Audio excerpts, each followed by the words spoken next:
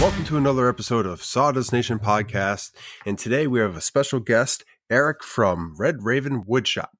And then we have Nick from MPG Creations, Nap from Nap's Nutty Works LLC, hey, and myself, Josh from North Country Woodworking. We have a special episode. We're going to send around Erik over here and try to learn more about what's happening in his shop. Without further ado, let's toss it over to you, man, and start this episode off. Getting a handle on things. There's one of the puns that's been going around. I don't know. Y'all probably noticed that I picked up a little bit of a what would you call it? I guess you could say like a contract order or something like that. It's something that's foregoing. And I've actually been able to work with wood that I've never worked with before. It's been pretty cool. I got some stabilized burl that I've been working a lot with. That's been very interesting. But these handles that I'm making, they are for gong mallets too. And it's been pretty good. I got that going, and then getting back on this box truck that I've been working on since like before October of last year.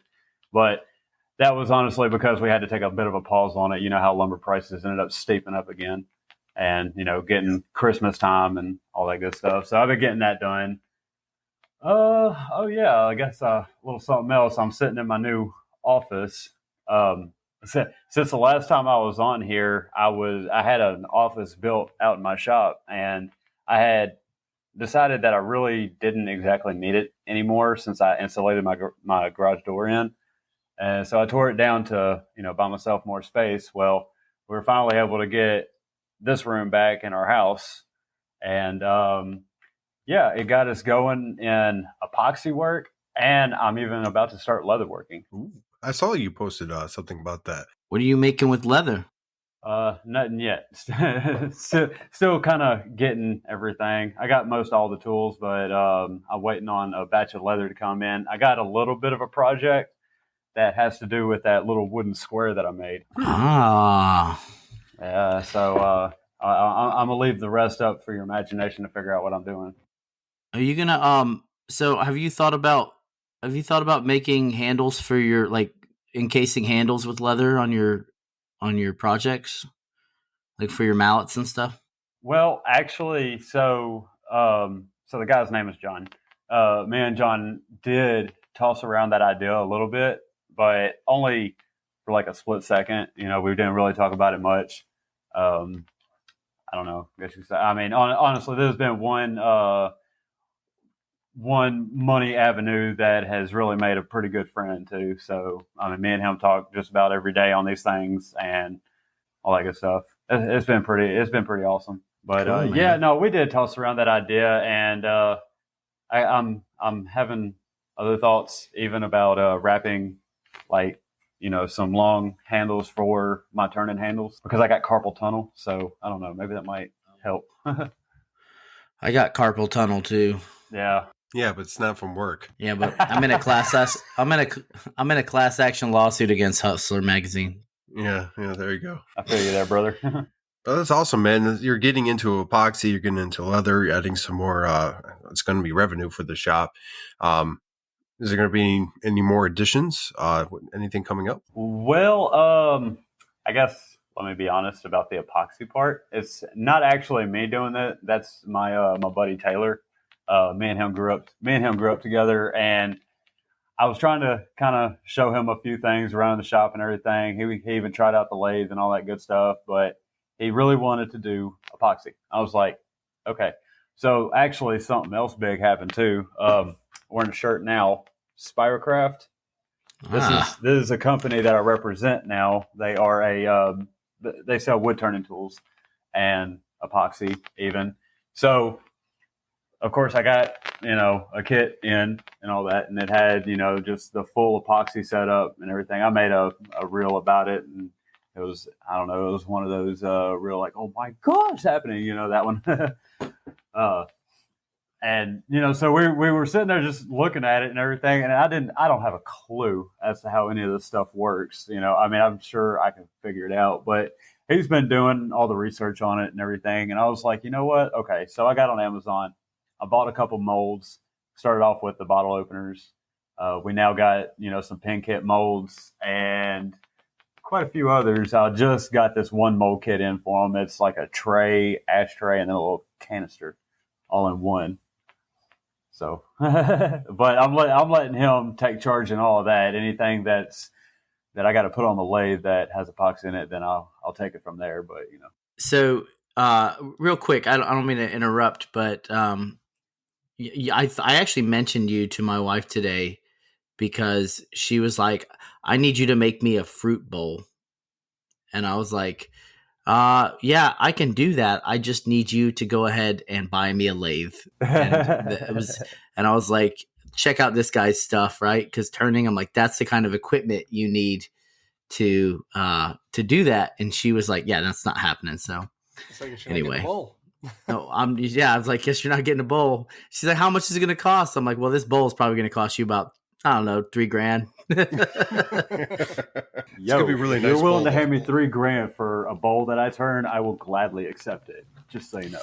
Well, yeah, the whole joke was she's like, why do you need that equipment to make a bowl? Can't you just like carve one? I'm like, yeah, right.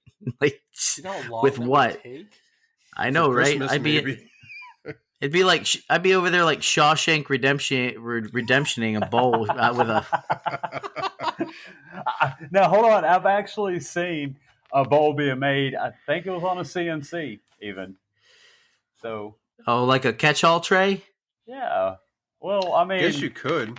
It's Different circles, deeper. Depth. Yeah. You could use a Forstner bit, glue up a huge block of wood, bandsaw it in a circle, get your Forstner bits and hog it out, and then go back in and route it out. You probably want to put an extension on your router, on a hand router, but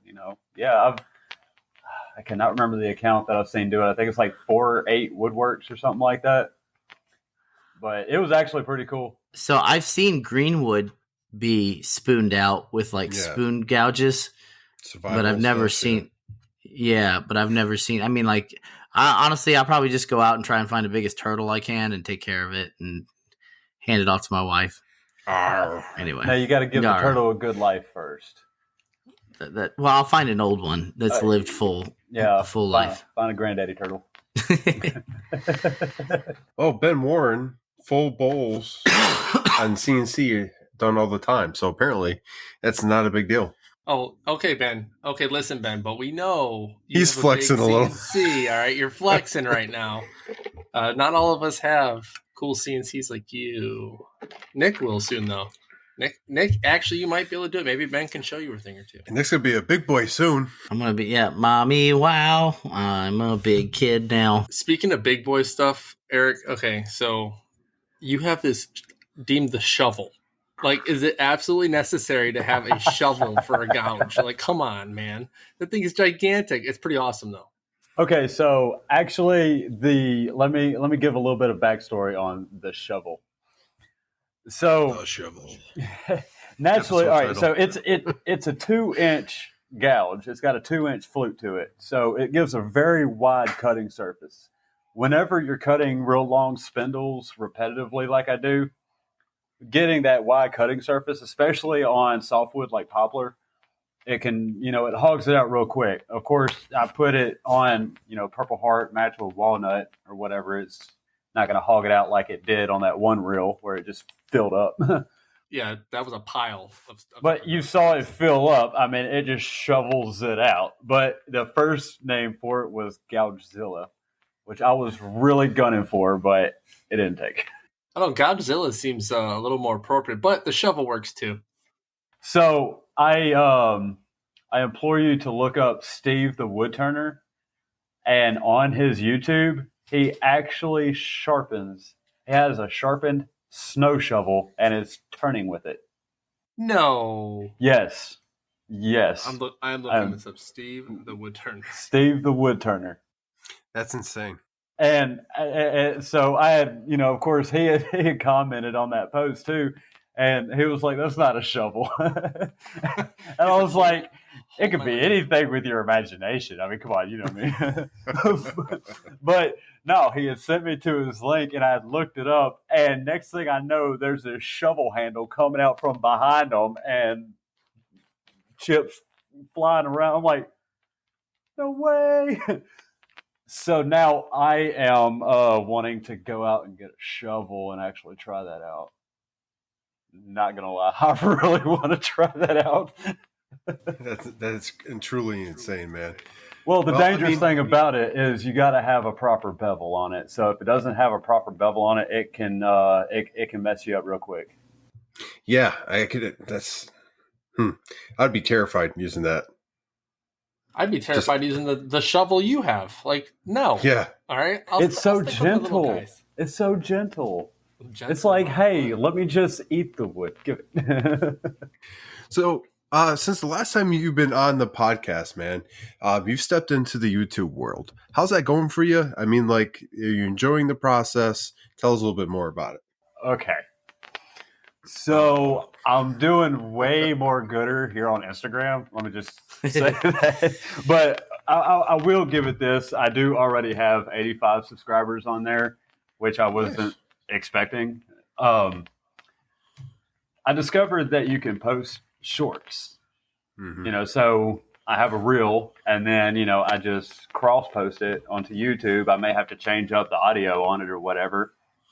And so I did that for my first 10 or 11 videos, and it got me well over 20,000 views in total within like 2 weeks. It was pretty nuts. No. 3 weeks. Get at that. Something like that. We're not doing something right. All right, so taking notes. Well, on YouTube. Okay, hashtags. We utilize them here on Instagram. Utilize them even on Facebook, on YouTube, everywhere you can. Hashtags are the way to go. I cannot preach that enough. And try to use different ones too. That way you're not sitting there using the same ones just over and over, because algorithms actually pick up on that.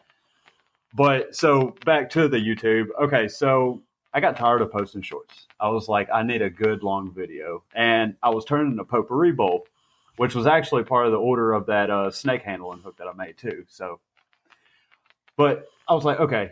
And I had it in my head for probably about a year, or not a year, but about maybe 8 months, something like that, that I figured my first video on YouTube could be a potpourri bowl. It's simple enough. I already had the caps ready to go. I filmed it, and I filmed it some more. And I got done. And as soon as I got done, I looked at my phone and realized that it was oriented the wrong way. Oh no! Yeah, that's always a. But it's okay. It's okay. I took it as a learning experience. I mean, I'm coming from a guy that when I tried my first dovetails, it failed, and I made it a trophy. Come on. So I went ahead and posted it. I added the music to it. I edited it, and and if you find it on YouTube, it looks like it's full tall screen. I was like, okay, bummer, whatever. But I got like 69 views on it so far. Yeah, it's been posted for well over a month now too. So other than that, most of any filming experience comes directly from what I've done here on Instagram. I've never done this before in my life until now, except for the photography. I've always been a bit of a photographer, but filming, I was terrified of the camera. And if I was to give anybody any advice about YouTube, it's I would probably start on Instagram first. Get used to the shorts, get used to the reels, and do about 10 of those first. Get you maybe a little bit of a following going. It doesn't have to be much. And, then start posting the shorts on YouTube, because the thing with YouTube is you really want to be consistent, and I have not been. But that's with any social media, isn't it? Yeah. Speaking of YouTube, I don't know if you guys are watching our YouTube for the patrons, but the title is 94 episode uncut. I don't know if you can see that or not. Yeah, it's gonna be changed. It's like we didn't change in a hurry, so we just changed it from 93rd to 94'd. Calling me out, 94th. It's all good, man. There you go. Just for you. Just for me, I'm special. I'm 94. Good luck looking that up and the number alphabet or whatever. But yeah, so it sounds like YouTube is going for you. It sounds like it's going better than the YouTubes that I run. It's YouTube is one of those things where like a lot of influencers, a lot of makers do utilize and do really well on, but it's a very time consuming process. And from what I've seen, your videos, they're well done. What kind of software do you use to edit your videos? All in this thing right here. And you know what's funny? This is not AT&T or any of that. It is a straight talk phone, straight from Walmart. It's a burner? It's a burner. All right, man. That's all I ever use is burners, man. I like it. It's for the other videos you can toss. Wait, so hold on. Who are you running from? You gotta be saying stuff like that out loud, man. Come on. Oh, I'm sorry. We got him. You don't want to know what I'm going to tell you what, as far as the YouTube thing goes, so I want to take a whirl at it one day. My problem was that I went and got like equipment and stuff to do streams, and I've yet to set it up for anything because I've been doing everything else but streaming anything. So one of these days, maybe I'll be cool. But I think I'm going to take your advice on the whole the shorts first, because it's a lot easier to cross post than it is for me to just sit there. Oh, let me set this camera up and let me look dumb, because that's things like, am I looking dumb right now? No, so I mean, I can answer Nab's question. It's always going to be a yes to that. But anyway, I just subscribed. Thanks, Nick. I just subscribed to Red Raven Woodshop on YouTube. He's got a couple videos right on the homepage here, and there's quite a bit of videos actually below that. So check them out if you're listening. If you like wood turning, definitely worth a watch. Of course, I want to try to, I want to be a maker of all kinds, Yeah. And like that's something that I've always aspired to do was wood turning. But it's like, I got it going now, and I feel like I got to do something else for a minute, keep from the burnout. But hey, now it's an absolute joy. Honestly, anybody that considers wood turning, do it. Just do it.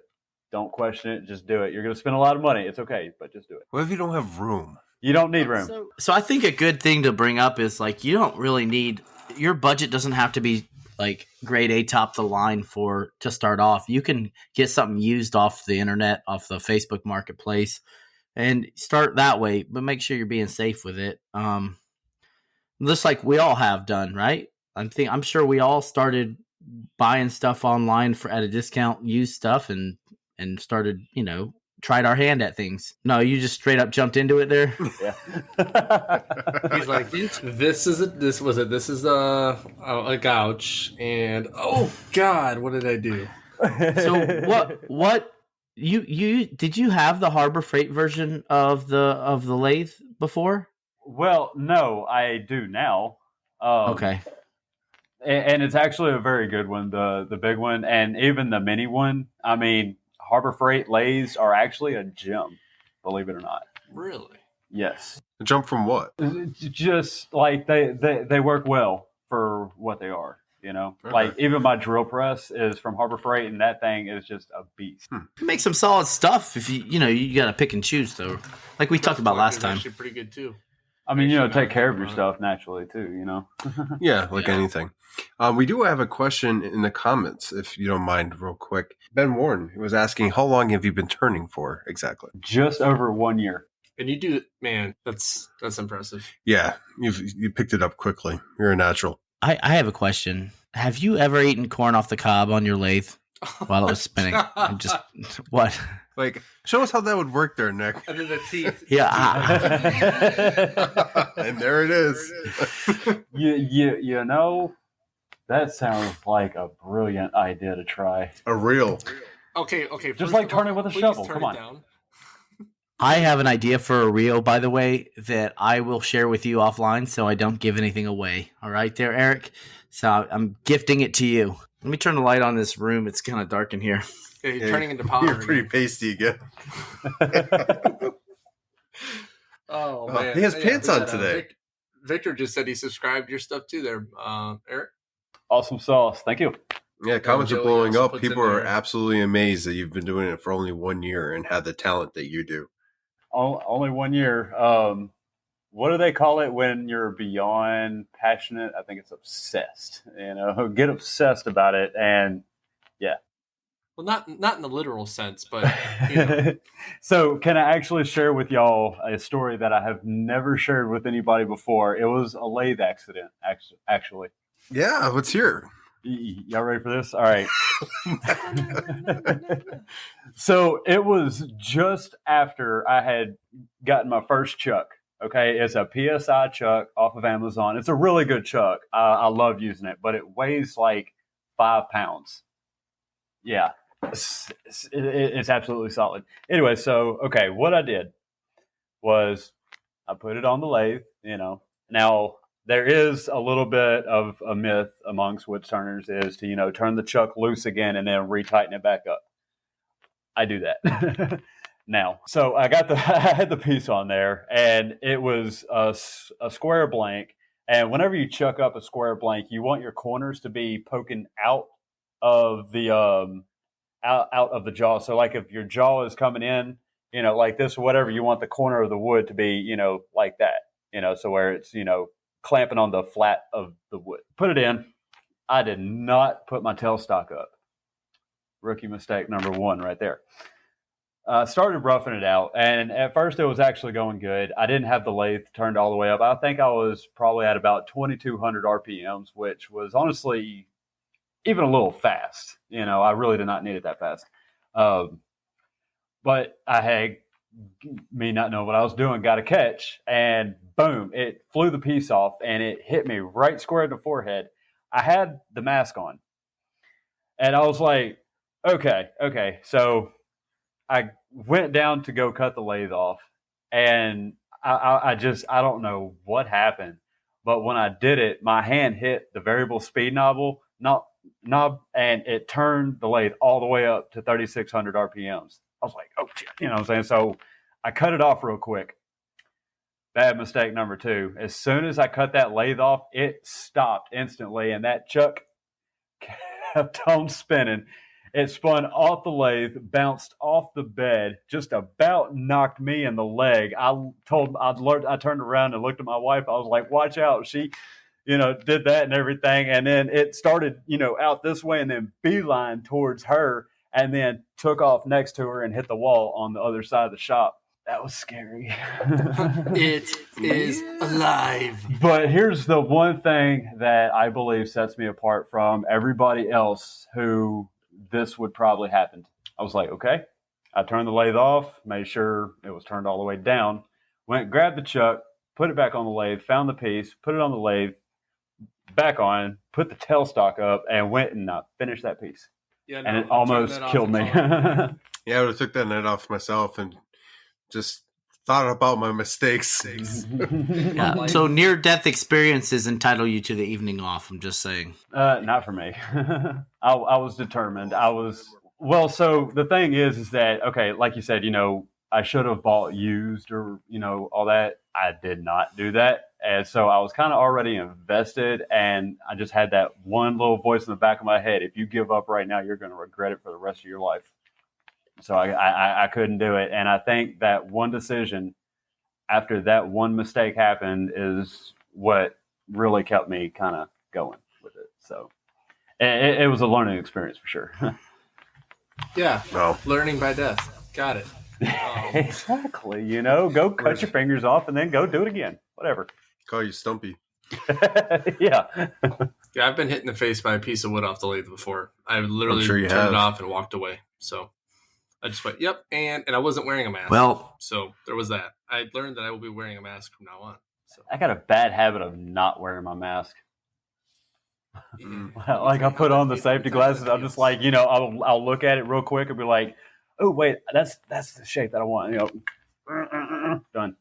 And I just wouldn't. I don't think about it anymore. I don't know why, but of course, if I have like a large piece, anything larger than what would be like on a mandrel or even these handles, yeah, I put a mask on because it really is not safe, and I do not recommend anybody do what I do like that. I get in a hurry though. So call that my my kryptonite there. Yeah, we tend to get overexcited and do things without safety gear. Well, if you're listening in, thanks for joining us for the Safety Week 2022. Yeah, Eric, I remember when we were on the last time, I talked about my little incident where I, laminated 2 pieces of wood and didn't wait long enough because I got overzealous, and it split in the middle of me gouging it, and it smacked me right in the face. So it was pretty So Victor from Wim Designs wrote in the chat, he's asking, or actually not asking, he's suggesting that you should do instructional videos about turning on YouTube. He thinks that would go over very well. On what not to do? No, on what to do. Well, probably both. Probably both. Hey, that actually that's not a bad idea. I got another whiteboard again. It's small. I'll have to write that down because that's actually not a bad idea, and I'm constantly looking for new ideas. Anyways, forgive me. I'm a good. I need to learn somehow. I mean, there's plenty out there, but why not learn from a guy I know? Well, so exactly. I mean, it is fun to take a hard piece of wood and spin it at 3,800 RPMs and shove something sharp and metal into it. That's on a T-shirt, believe it or not. Oh, nice. I'm waiting for Nick. I know. I can't. It's too easy. No. It's too easy. Oh, come on. It is cherry picking. I was baiting you. Come on, man. I'm trying to do, trying to be good. Good-ish. But we're woodworkers. Well, the phrase is, if you can't be good at it. Be good at it. That's right. If you can't be good, teach it. Oh, let's see. I think that it takes care of most of the stuff in the chat. So we do have some questions for you. What is the most awesome project you've made since the last time you talked to us? What is your favorite by far? It's right next to him. My pimp cane. That, yes. Oh. Yes. There we go. My pimp cane, of course. I gotta say, it's even got pretty awesome though. The bird head on it and everything. Yeah. Got the raven on there. So do you stroll around with that thing, or do you have like a? You have a hat with a feather? So I was told by one of my buddies across the pond that I need to turn a top hat. I don't know how. Cool. It'd be cool, but I don't know. It'd be heavy to wear. Like, well, it would have to be hollow. You can make it thin. Yeah, you would have to thin it out, but I think it would look pretty cool. And I think I know of a way to do it, but it would be a kind of a straight top hat. It would really need to be a green wood when it's turned to where you can get that bow in the rim. Yeah. You couldn't do that on the really way. Cool if you took your cane and make a cane 2.0, but had like a penguin from Batman type thing where like you can pull a gouge or something out of it and actually use it on your lathe. Pull my shovel out. Yeah, there you go. So what else is going on, man? Any big news about to happen? Any new tools coming in the shop? You have a lot going on, but anything we haven't hit on? Got a new lawnmower. That helped. John Deere ride mower. No, I did not want a zero turn. I don't need one for this yard. And it's cool. I got one that I grew up on. Well, not really, but on the same model. Just as far as the shop goes, I've been real busy on all those gong handles. And then, of course, I'm been getting this, office put together. And then my buddy Taylor, he's been doing the epoxy. And I'm working with the leather now. And that's actually something that me and my wife are going to be trying to bust into together. And if you want a good leatherworking account to follow, check out Ethan Carter. On Instagram? Is that his handle? That's his handle, yes. Ethan Carter. Joey did make a comment early on. He said you're gonna really love working with the leather. He dabbles in it too. And I don't want to say dabble, he does really good pieces. Yeah, I'd like to try that someday when I get a bigger shop and actually can have a place for it. And you got to get a lathe first, sir. Oh, what? Yeah, you know what? I will. I'm currently marketplacing. I did see one not too long ago that I was going to get. I was just waiting for some things to come through, and someone bought it underneath me. But I'm waiting for that good deal to happen again. I don't want to buy a new one just because, like, A, I don't have the space, or B, I want to get a smaller one so I can do handles and stuff like that, and then learn. And again, when I get a bigger shop, get the big one. Whenever you think about tools, whenever they put the word mini in front of it, it's usually kind of something that a lot of people will shy away from. Well, in the lathe case, seriously, no, it's not. It's a motor that spins something really fast. Like my mini lathe has a 3/4 horsepower motor. My big Harbor Freight lathe has a 3/4 horsepower motor. So Oh wow. yeah, and my mini lathe is actually a variable speed electronic, and my big one is a Reeves drive.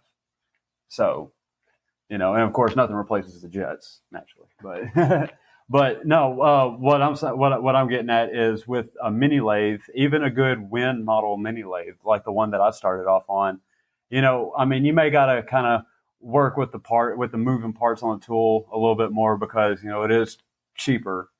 Yeah, naturally, they're going to make them, with, some cheaper parts. So you may have to kind of, rig something up a little bit. But, nothing ever more than like using a wrench over the little set screw or whatever, But no, I know a couple of guys who they have the mini lathe, and when they're done with it, they put it right back underneath their workbench and get right back. Yeah, that's kind of what I'm looking for. Something that I could put away and then take out when I need to. Just make sure you can clamp it to a workbench so it'll not dance. You don't want. Hey Nap, do you still have your mini lathe? Yeah, I got a Raycon mini lathe. It's got some dust on it right now, but I used it for like the first month or two that I had it, just messing with it, and then I got hit in the face, and then I put it down. So nothing like some hardwood in the face. Yeah, right. I will revisit it though. The biggest problem is I find is when you get busy in the shop and you have order upon order, and when it doesn't require it, it's kind of hard to just pull the tool out to use it for just no reason. So I know when I get to North Dakota, that's the big thing is I won't have any orders. So I'll be able to experiment for a couple months before I reopen up shop. And then, it's pretty desolate up there. Plenty of time to play with your tool. Of course. Yes. Plenty of time.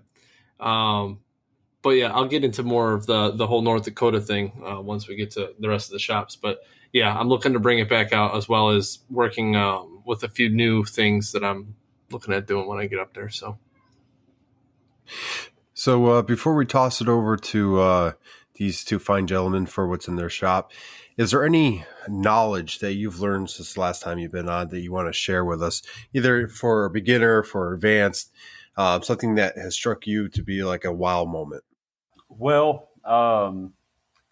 I guess I did have a realization that I really wish I had prior training.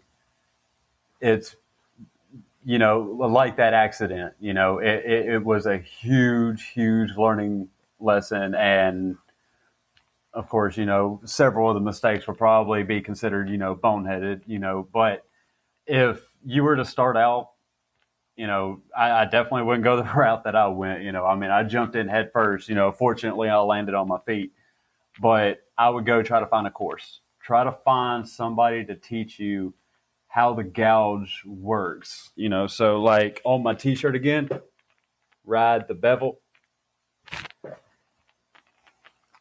Yeah. So like, on the round part of the gouge, that is the bevel, and it's got different degrees to do different things. And I guess you could say it's like anything else, whenever you're first learning about, grain orientation and, stuff like, stuff like that. No, not to mix, edge grain with end grain type deal. I mean, you figure it out as you go, of course. But if I was to say anything, have at least a good, maybe couple hours at least, with somebody first. And there's been plenty of people that's reached out to me. They, went and got their first lathe. They didn't have nobody that can train them, so they're like, "Hey, let me hit up Erik." So we would go like on a private, FaceTime chat, and I would sit there and basically walk them through, and I got several successful new turners.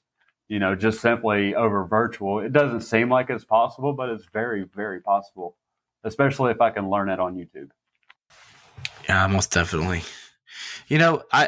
So even if you're just thinking about it and you don't even want to invest yet and you just want to try your hand at it, I know Woodcraft does turning classes. If there's one by you, you can take a class on Saturday to turn like a pen or turn something like that. And with that, they always preach the safety protocols and do's and don'ts. So those guys who teach are they're actually pretty versed in the tools and how to use them. So that's a good resource if it's available in your area. So you don't have to just, jump straight in and buy everything. You can just try your hand. If you like it, then go for it. Woodcraft, on the other side of the store, that's where they sell the lathes. So you just walk out of the class and go buy one. So this message has been approved by Woodcraft Texas. Just saying. And Red Raven Woodshop, buy a lathe. That's right. Buy a lathe. Get lathe. I like it. That's right. That should be on a shirt.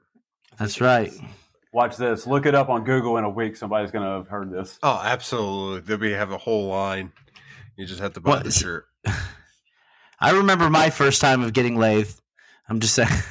Oh, I definitely remember my first time. And silence. And silence. Let's go ahead and start going around the table and see what's in everyone else's shop. Nick, what's going on, man, in your shop? Well, this week has been an eventful week. At least the past 7 days, I've been making space. You know how we talk about space utilization and optimization of what you got. So I took my outfeed table and I chopped it in half. That was a process, but it worked. And now I have half a table, but still have the drawers, still have the cubby spaces underneath the work surface, and still have the casters on it so I can move it around. I disassembled my first ever CNC that has been sold. Did it disassemble?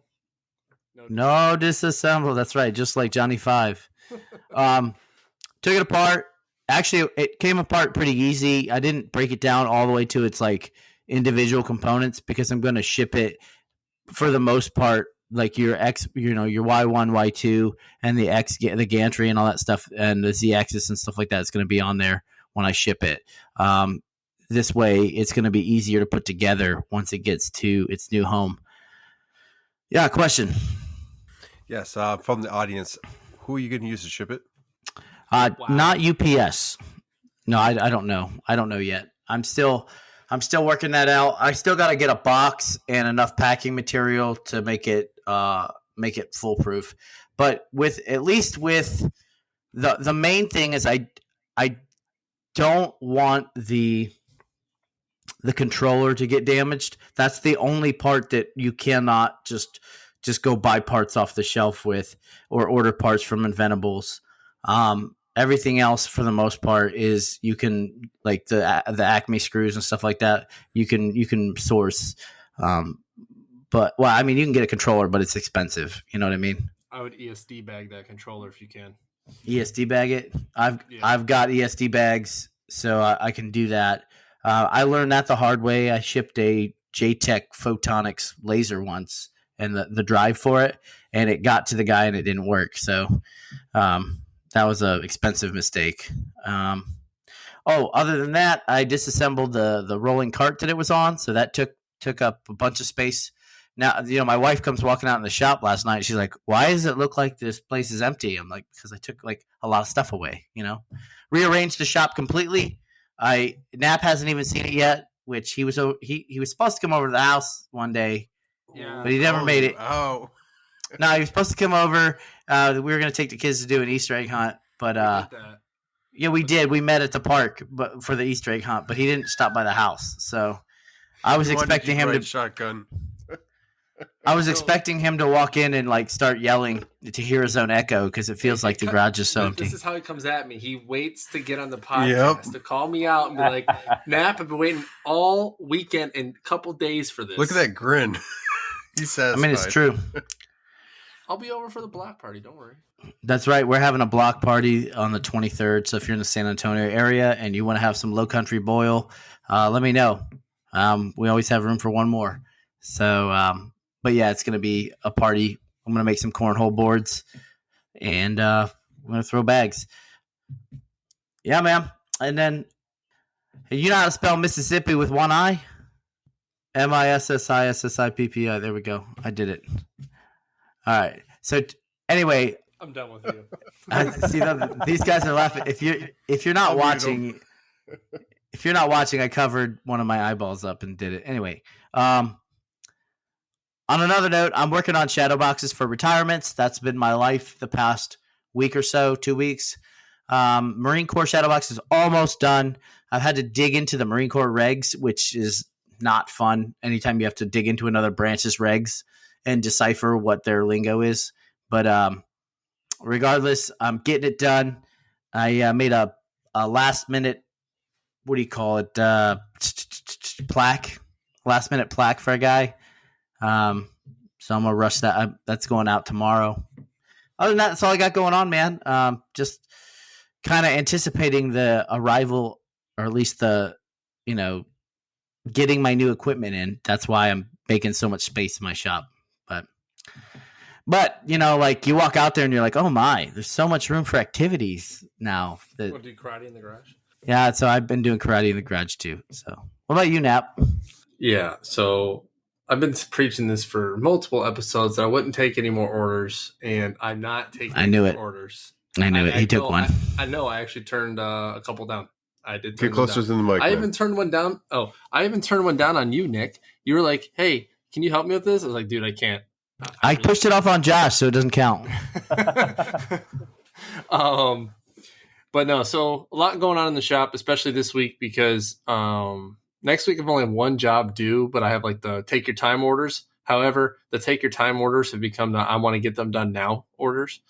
Because this Friday, I've been waiting long arrival. It was Wednesday, got pushed to Friday. That's fine. It's actually perfect. I don't want the boxes anywhere in my site until I'm done with a certain project that I'm working on now, which is a hat case. But my Onefinity does show up Friday, and it has to be set up over the weekend.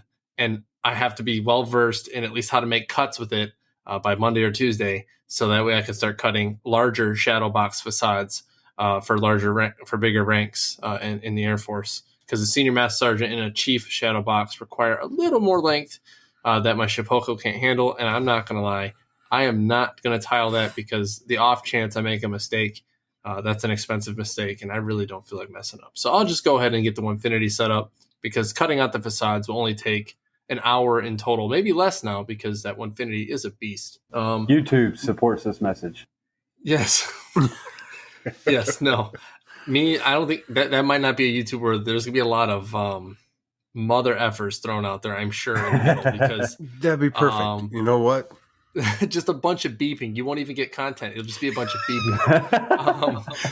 But I was talking to Ben Warren actually before the podcast because I'm sitting here trying to wrap my brain around how to make a CNC table that I'm envisioning. So I have these grand plans for this table, but the problem is what I wanted to do takes a lot of time. One of the things I am doing, no matter what, is the torsion box because that way it'll have no flex. It'll be a very solid top, which will be awesome. However, I want a place to house my controller, to house all the cables, so there's good cable management. I want to be able to house, a dust hose and all this stuff like that. Like make it a lot cleaner than what I have now. The problem is I don't really have time for that to get all of that stuff in place. So Ben was like, listen, take your time, just build a shell of a table. That way you can add to it later. Don't bite off too much that you can chew right away because at the end of the day, you need to get that thing set up and you have jobs to do. So I was like, not only that, you got to get it moved, dude. So yeah, that's going to be. Yeah, that's a lot of the stuff. So that's happening Friday. But as far as other jobs in the shop, finishing up one of my final hat presses here. I finished a final hat stand. I'm no longer making hat stands because, I'm not taking any more orders. But I am making a hat case out of cherry. I got cherry plywood, a plywood I have not gotten yet until, recently. Nick got some of that. We actually traded a piece of 8-quarter walnut for more than half a thing of cherry. And then his HDU that he sold me a while back, I was like, yeah, I'm never going to use this, man. I'm sorry. Here, you can have it back. So I traded them those two things for walnut. And we know walnut's expensive, so that was a pretty good trade, I think.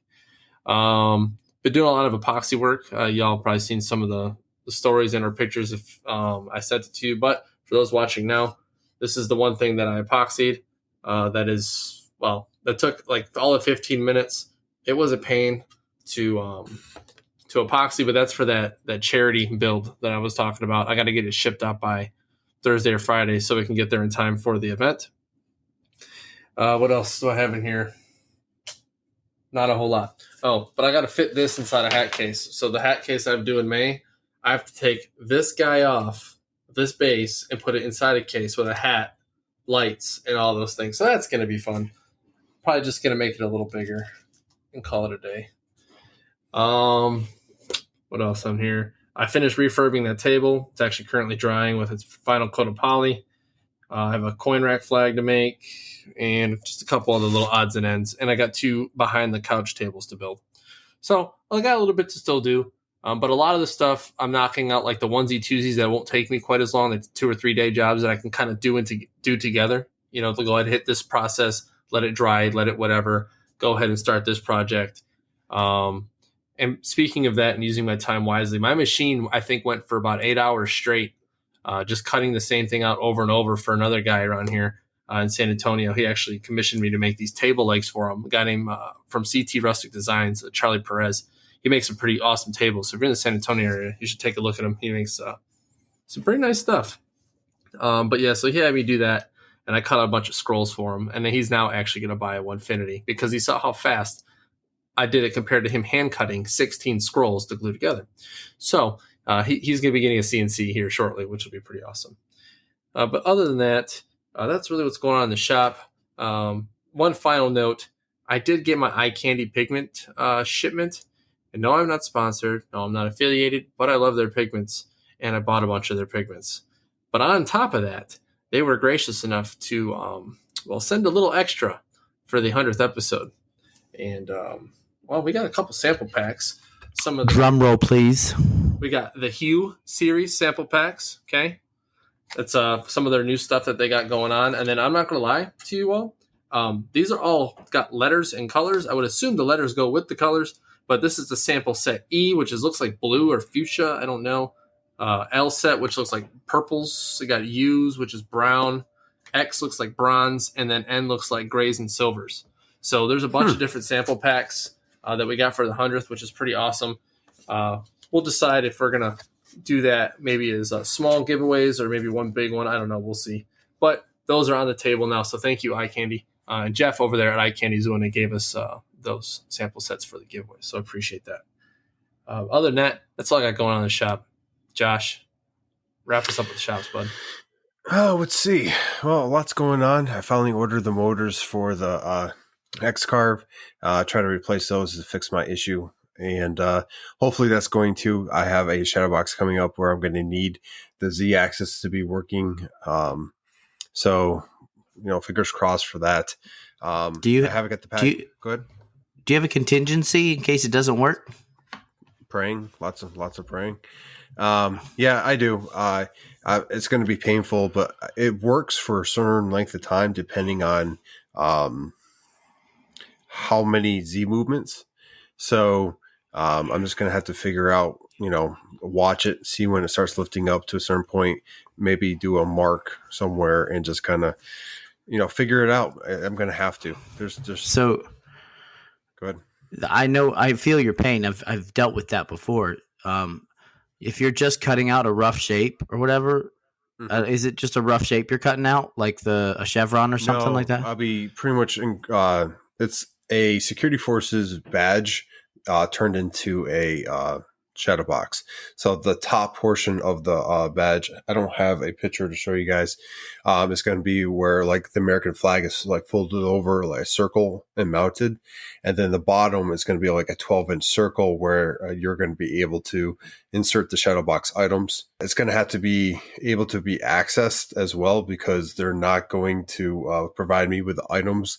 They're going to put it in themselves, so I got to figure probably use the screw method, and they could unscrew it and put the stuff in there. But long story short, the facade is going to have a lot of those carvings for the security forces badge and the badge number and like their name all etched. And then I'm hoping that it's going to turn out okay. I'm really hoping that the motor will fix the problem. I'll order new cables with it to because that's the last piece, the cables in the motor. So I don't know what else it could be. How big is the facade?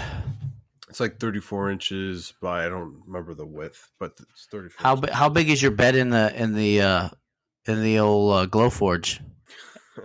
Not 34 inches. But do you have pass through capability? No, not on this particular one. There's a sensor that you have to get I got the middle, and there's a step above that has a pass through. I would have to get a new. There's a flap in the front that folds down. I would have to get that, replace it, and then I could have pass through, which I'm not going to do because I'm not going to spend any more money on that glowforge. I'm actually going to sell it here very, very soon. Ooh, what are you getting? I haven't made the order yet, but I'm going to be getting my Omtech here very soon. I'm just waiting on some details to fall in place, and I have the funds set aside. And yeah, it's going to happen. Those details need to happen soon because every time I use a glowforge, I want to go office space on it and take it out back and just go ham. But it's frustration because I'm at a point now with lasering where what I want to do that can do but takes so long to do, and I'm very limited by their program.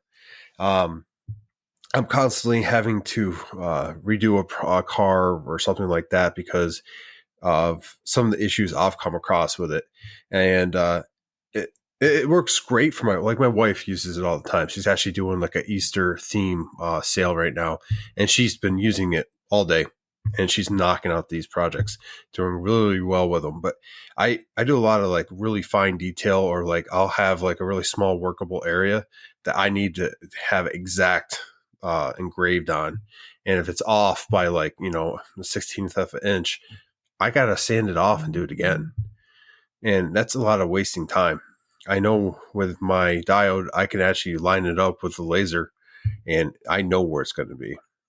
So there's some differences and stuff like that, but I've already talked to the wife about it. Me and her both agree that we're ready for an upgrade. She's even ready. She's getting a little tired of the glowforge and some of the stuff, but she's like, I'm tired of operating this thing for you. Get rid of it. Well, no, it's the capability. That's where we're at. Is like even she wants to do more with the laser. So, yeah, I can't wait to place that order and hopefully get it here and get it working. So it's gonna be a huge upgrade for you, bro. You're gonna love it. Yeah, I am pretty excited. And to answer the question I kind of skipped over about my backup plan for the the CNC is do with what I have until if it doesn't work, I'm buying the upgrade, and I'm just going to eat that cost and upgrade that too, and then have it fix the issue, because I'm at the point now where I know this year I am going to get the upgrade for the CNC, the bigger bed, the rail, rack and pinion, all that. And is that through CNC for Newbie, or where are you getting at that? So CNC for Newbie has multiple ways you can upgrade your CNC game. I'll be placing an order through them. I'm looking at a couple different versions. I haven't really settled on one particular one because it's a choice between the larger working area or just a slightly smaller working area that would save room in the shop. It's tough because if I get a larger working area, it's going to help. I can use that for pretty much everything. If I get a smaller one, I have to do some workaround, like some pass through, maybe, but it's not going to be nearly as bad as when I'm working with a 30 by 30 working area with the Venables, and I'm maxing that out almost every single car now on that. So I definitely need some more. Room on that bed. So upgrades, it's the kind of story of my shop right now. I'm trying to maximize the space, upgrade the equipment that I need to. I'm going through my different machines, making sure that, bearings are good, blades are good and whatnot. I'm making a list and things I need to replace and get, up to par. Yes, seeing if it was naughty or nice. And I tell you what, my bandsaw has been very naughty. So, is that the Raycon? Yeah, it's the Raycon. I can't remember the number sequence right now, but I've had Chris from Jones workshop over a couple of times. He's been using my bandsaw because he is another turner, but he lives right down the road from me. And he's beginning some, pieces. He needs to kind of, make circular to help, turn. And I've basically sold him a Rikon based on him using that because he loves it. He wants to get the same model or very close model to what I have. And I went to go use it the other day though, and I'm noticing a little it's squealing a little bit. It's screaming just a tad, and it's the bearings. I think the bearings either need to be blown out or cleaned or whatnot, but at least one of the bottom ones is a little harder to turn. So I'm going to replace those bearings, all 6. Just do it at the same time so I know that they're good.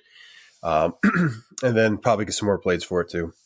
But there's that blade and maintenance I'm doing through the shop. I'm kind of making that list so I can kind of hit these at a certain time. And then Matt from Cape and Prairie came over and I did some laser engraving for him. And there comes the little small engraving area, right? So make this quick. Basically, he had a little area I had to engrave on, and I had to score it to ensure that I was engraving in the right area because the glowforge is a dome camera, and that dome camera, if it's off to the left or right, you have to kind of best guess where it might land on a small area. So scoring it allows me to leave a small mark, see where that piece is going to engrave, and then I can actually engrave it. So I knocked that out for him. And I went on working on my other projects. I got 2 shadow boxes out this last week. I got a E8 marine shadow box that came out. That was painted. Something I haven't done with a shadow box before. That was interesting client interaction I have with that one. I'll tell more about that in a different episode. But long story short, there is it turned out good. They have it now. They had the ceremony, and then I made a shadow box for a personal friend of mine. He wanted me to make it, which I haven't had someone I've actually known come to me for these things. So it was kind of weird because, like, as I'm laying some of these patches and stuff down, I know his story. I've been in the same squadron. You know what I'm saying? I've seen his progression. So it was pretty cool to see this, and I'm going to see it presented too. So it's really cool. I'm really happy that I was able to do that for him. I'm actually doing a plaque for him tonight in addition. But I've been busy. I haven't, like I said, another shadow box. I have that memory chest I'll be shipping to Texas here in May. Working that out with the client. Nick tossed me that job. And I have 5 mallet orders, and I've been batching out mallet handles and mallet tops as well. That way, like when they come in, they'll be sanded. The coin slot's already been carved. Or more just where the handle goes. The handles have been rounded, sanded, and engraved. So it's basically engraved the details on the mallet head, glue it together, put the coin in, epoxy it, and clean it up. So I'm not totally caught up, but I'm caught up enough where I can start doing some of this stuff, and it's smart because it saves me time in the long run. And then the last thing I want to hit on is I still have that karate sign. And I still have it because I've been trying to clean it up with chisels and sandpaper, and it's not doing it justice. Because I've had that Z-axis issue, it didn't carve deep enough on some of the lettering and details, and it's not the same. So the first project that's going onto the CNC, once I know that Z-axis has been fixed by the motor and the cable, or I'm putting both on at the same time. I'm not going to try to troubleshoot. I'm just going to put them both on, and if it fixes it, I don't care what it was. Because at that point, my motors would be upgraded and the cable would be replaced. As I'm going to glue some cherry panels together, get that sign knocked out, and give it to the client. And I'll give him both signs. He could do whatever he wants with a sign that didn't engrave quite right. Put it in his house, whatever, and then he'll have one that's actually hanging in the dojo. So, I'm doing fairly well. The shop is doing fairly well. I got some upgrades here in the future, and I'm happy with the progress and what's going on in the shop. So I have no complaints. And Nick, you got a question? No, go ahead. Yeah, I know what you're waving at. So we've talked about the shop. We talked shops. We talked about Eric, what's going on in your wood shop.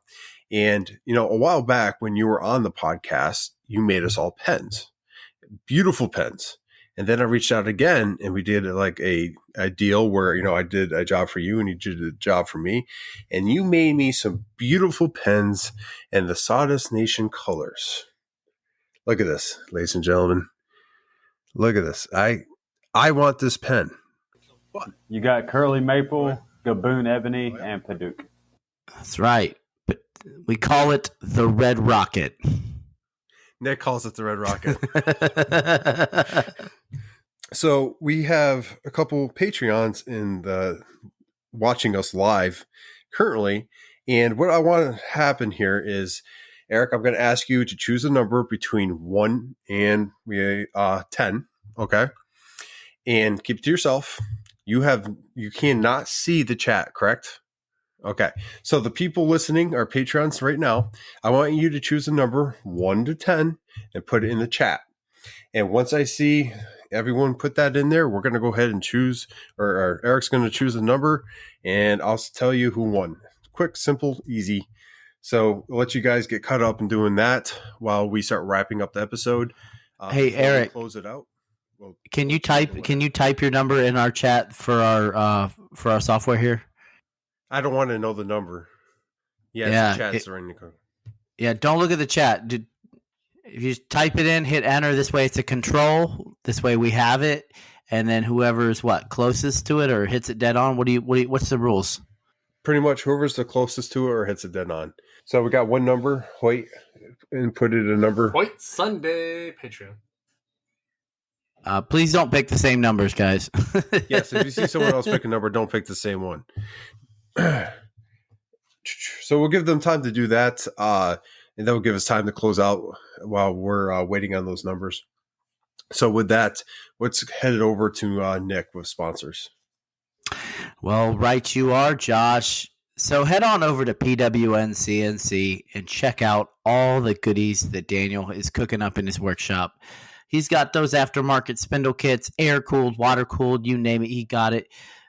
He's also got a bunch of other cool dust boots and items for the shop, for dust collection and all that stuff. So if you want to make your purchase, use promo code Sawdust Nation 981, and that will get you 5% off your purchase of the entirety of the purchase, not just one item. So check them out, pwncnc.com or at pwncnc on Instagram. Also, Total Boat, thank you so much for your continued support. You guys are awesome. If you're interested in the epoxy or varnish, or they have pigments and stuff now too, check them out, totalboat.com or at Total Boat on the big Instagram. And last but not least, our patrons, thank you guys. You guys are awesome. You keep it keeping on. So we wouldn't be able to do all these cool giveaways and all this other stuff without you guys. So thanks again. And I'm going to kick it on over to Nap now. Hey, so if you're listening to us on the Apple Podcast and or Spotify or any of those podcast catches, go ahead and give us 5 stars. If you don't give us 5 stars, let us know why, so we can give you the content that you deserve. That way you can change that 4-star to a 5-star. And if you do give us 5 stars, go ahead and give us some feedback, whether it be there in any of the places that you can contact us, which I'm going to leave that to Josh to tell us how you can contact us. So go ahead and hit up Eric from Red Raven Woodshop on Instagram.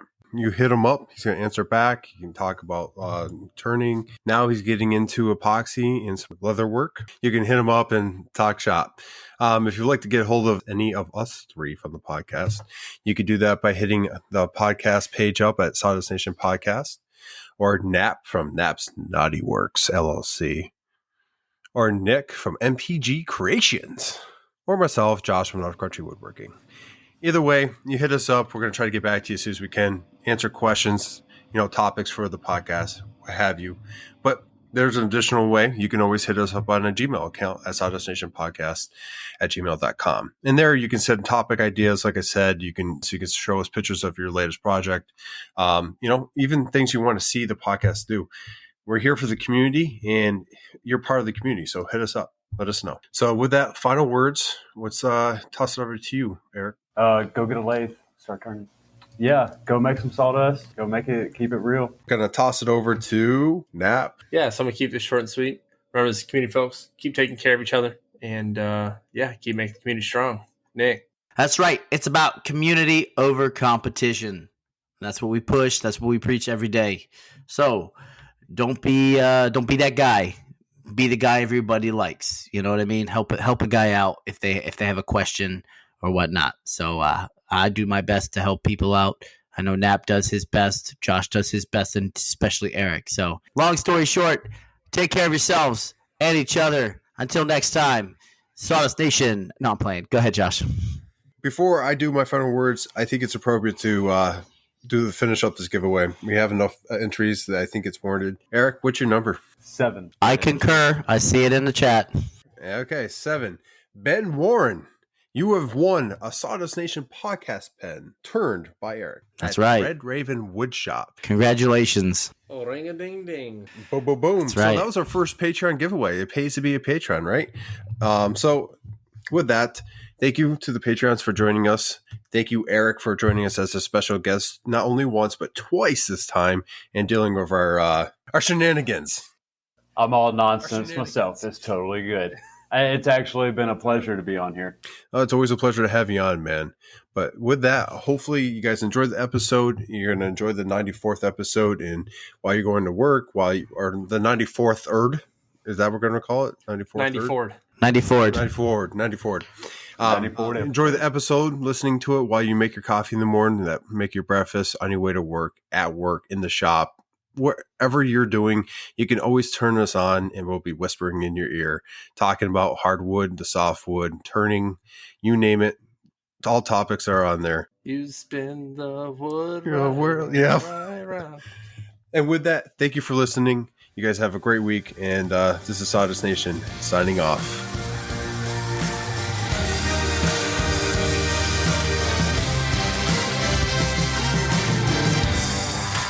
That's right. Signing off. Sawdust Nation Okay, bye. out. See you later. Have a nice time. Red Rocket. Hey, so check it out, guys. Yes, check it out. So, did you know that the only difference between a peeping Tom and a pickpocket is one snatches your watch